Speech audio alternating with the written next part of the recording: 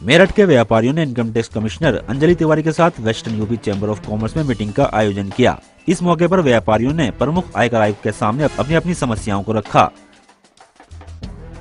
Income tax commissioner ने व्यापारियों की समस्याओं को सुन उनके जल्द निराकरण की बात कही। साथ ही उन्होंने कहा कि वर्तमान में मेरठ में 1,52,000 करदाताओं की संख्या है। करदाताओं की इस संख्या को बढ़ाने के लिए उनका विभाग कार्य कर रहा है, जिसमें विभाग को सफलता मिल रही है। एक्टिव सेशन था और उसमें डिपार्टमेंट ने अपने कुछ कंसर्न्स रखे, चेंबर ने अपने कुछ कंसर्न्स रखे। हम कोशिश करेंगे कि इनके जितने भी कंसर्न्स हैं उसको हम सॉर्ट आउट करें।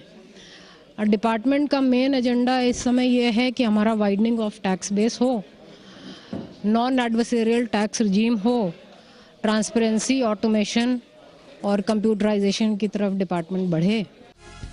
वहीं चैम्बर के अध्यक्ष अरविंद नाथ सेठ का कहना है कि व्यापारी सरकार को राजस्व देते हैं, इसलिए व्यापारियों की समस्याओं को सुन उनका निराकरण करना इनकम टैक्स विभाग का उत्तरदायित्व है।